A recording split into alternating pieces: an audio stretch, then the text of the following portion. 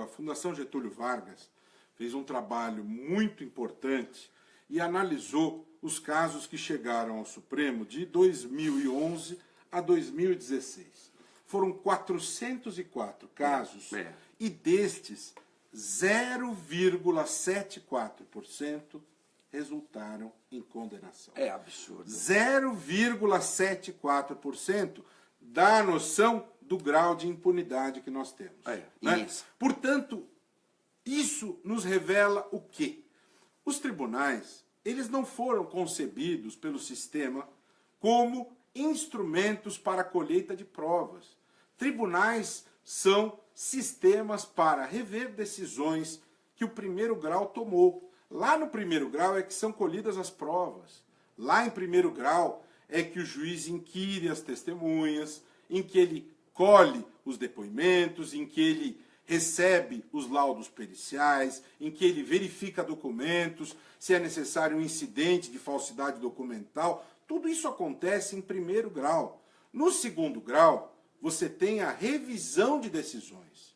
Não é razoável, não é natural que você instrua processos nos tribunais. O Supremo é o organismo definido pela Constituição como guardião da Constituição. Se você transfere uma função que não lhe cabe, o que nós temos no país? Nós temos um país sem guardião.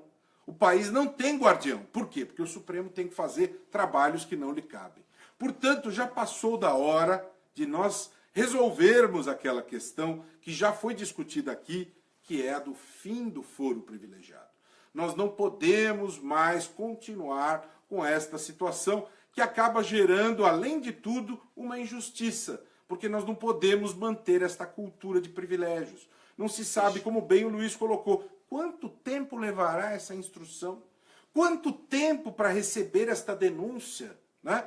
Sem esquecer que, em juízo de primeiro grau, os magistrados são escolhidos por meritocracia, por concurso público, ao passo que os magistrados lá nos tribunais superiores, no Supremo, no STJ, são escolhidos politicamente, é uma escolha política. E eles vão julgar políticos. Isso gera um problema de conflito de interesses. Por que demorou tanto para ser julgado Collor de Mello? Portanto, é uma pergunta complicada. Fez muito bem Fachin em reunir esses elementos todos e distribuir aos ministros para ilustrar a posição deles em relação ao seu julgamento de amanhã.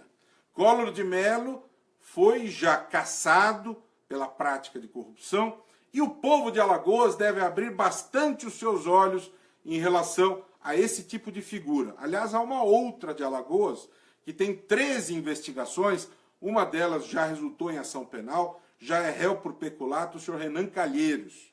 E tem outras 12 investigações.